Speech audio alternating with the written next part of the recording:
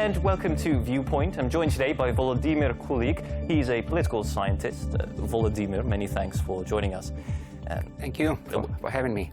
We're talking this week about Holodomor, this commemoration events going on in Ukraine and across the world. This is the Great Famine of 1932-1933 here in Ukraine.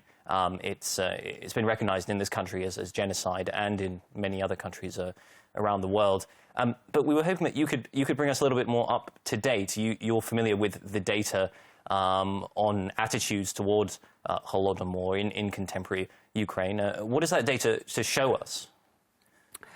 The very recent data show that the battle for the historical interpretation of the Holodomor has been won by those who wanted it to be recognized as the greatest act of national suffering and the greatest act of the Soviet regime's discrimination and persecution of Ukrainians. So to the question of whether the Holodomor is an act of genocide, now some 80% said clearly yes or rather yes. Yeah, so it's overwhelming recognition throughout Ukraine. In this country, yes. Yeah, so not just in the West, not just even in the center, not just in the Ukrainian-speaking regions, yes, but through the country, including about two-thirds in the south and in the east, excluding, of course, the Crimea and the occupied territories in the Donbass. So that exclusion contributes to these growing numbers, because if those areas were included,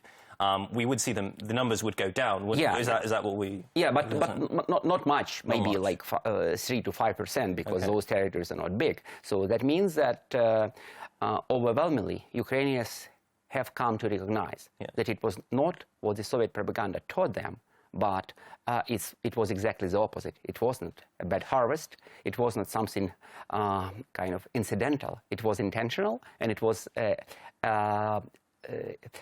aimed at Ukrainians, maybe not as an ethnic group, but definitely as social groups which were predominantly Ukrainian on this territory. So Ukrainians were overrepresented among the victims, and so the Ukrainians were hit the hardest, and the Ukrainians were suffered tremendously because of that. What does it tell us, the fact that now it's accepted across Ukraine, including in predominantly Russian-speaking regions, I suppose? What lessons can we draw from that? Does that mean we've overcome some sort of ethnic or linguistic divides now, and that the historical facts just simply speak for themselves? To an extent, yes. It tells us that it's not about language. It's not about a language somebody speaks. It's about identity. It's about who a person chooses to identify with as. Yeah, so should I be Ukrainian? Should I be Russian? Should I be Soviet person? Should I be identified as a citizen of Ukraine, or as a resident of this post-Soviet realm, or someone nostalgic about the former Soviet Union? And that's a choice, and choice comes with cultural practices and with ways of remembering. And the Holodomor has become maybe a principal point and a kind of a badge of your historical identity. Either you recognize it as something the Soviet regime did to us Ukrainians, or you believe it was nothing of the sort. And if you recognize, you are much more likely to identify as a Ukrainian, as a citizen of Ukraine, no matter what language you speak and no matter what religion you practice.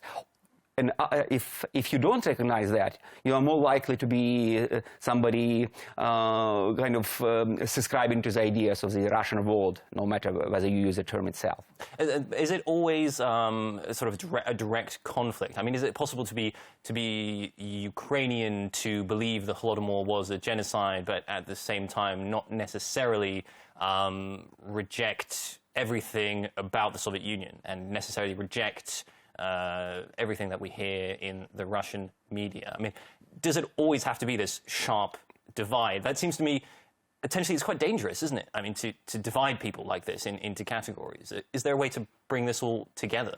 Oh, It is possible to be less than confrontational, but that's what the war is about. The war is about dividing people and then making them fight each other. You know, that's what the rulers usually do. Because that's probably what Russia wants, isn't it? Absolutely. In this country, they want people to be divided about this issue. Russia actually would prefer people to be unified around its version of history and identity. At most, it would prefer Western Ukrainians, Galicians, to be left outside, and the rest of Ukraine to be kind of won over for its version. But it didn't happen. Now we see that it's the other way around. Most of Ukraine is united behind this anti-Soviet, one could even say anti-Russian, anti-Putin Russia version of Ukrainian identity. But how much is this tied up between Soviet Russia, the Soviet Union, and modern Russia? I mean, shouldn't we draw a line here between the two?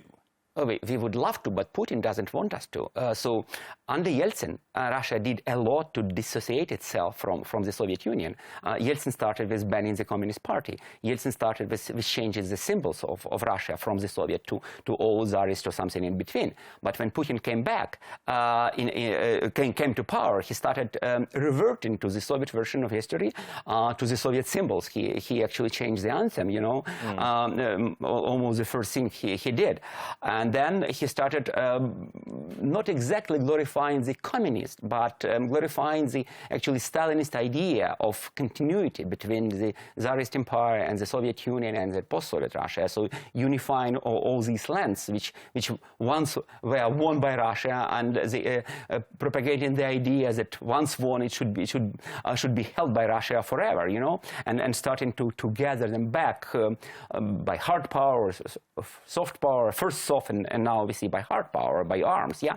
So that made it almost imperative for people to define their attitudes towards the whole complex. Yeah, so Ukraine had to respond in some way, like Putin has provoked this. Either you are in favor of that or you are against that. And now we see that most Ukrainians are against that. And as I said, Holodomor is the best indicator of that. So Putin lost his battle for the minds of Ukrainians, yeah, and the attitude towards the Holodomor, which he did his best to prevent the Ukrainians and the world from recognizing as an act of genocide, as an act of something that was deliberately done by the Soviet Empire. He lost his battle for imposing his version of history. You believe his plan has backfired, would you say? Because, I mean, his aggressive attempts to have it seen not as genocide and to rehabilitate the Soviet Union have actually prompted a backlash.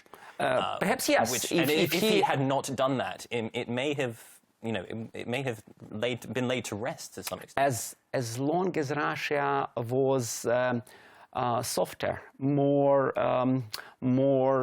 ambivalent about its preferences with regard to history and identity, Ukrainians were much more sympathetic to Russian views, to Russian actual cultural products, to Russian preferences with regard to the relations between two countries. Ukrainians valued very much good relations with Russia. Ukrainians have, or at least had, very many links to Russians, and they didn't want to get rid of that. But as soon as Putin started pressuring hard, either you fully support Russian version and abandon Ukrainian version. Ukrainians said no. In that sense, it did backfire. Volodymyr, we only have about a short time left for our conversation. I just want to then, I think there still remains work to be done, however, because it seems to me that in the international community, there's a small handful of nations which recognize Holodomor as genocide. And as we're commemorating it now this month, it seems a chance to ask, what do we do now? What do we need to do to move forward? I believe actually not so few nations recognize the Holodomor as an act of genocide. Under Yushchenko, this was one of top priorities of Ukrainian diplomacy, and it did succeed in many countries. And there are in many countries monuments to the victims of the Holodomor, and now very recently such a monument was erected in Washington, D.C., and it was an important act of bringing the world's attention to that. And I believe we should continue to that. But first and foremost, we Ukrainians should believe that. We Ukrainians should commemorate that. And tomorrow will be the day of commemoration, as Ukrainians, myself included, will go to the monuments or lead the candles and say prayers or in some other ways commemorate these victims. And we will, an important role belongs to the media to tell the Ukrainians and to tell the world about how important it is and how important it remains for us to remember that, and how imperative it becomes for that reason, along many others, to counter Russia's attempt to bring back the Soviet Empire and to subordinate Ukrainians and to conquer Ukrainians. Volodymyr, many thanks for your comments. Thank you. You've been watching Viewpoint. I've been joined by Volodymyr Kulyk, a political scientist. We've been talking about Holodomor, the famine 1932-1933 here in Ukraine. And that's all we have time for today. Join us again next time.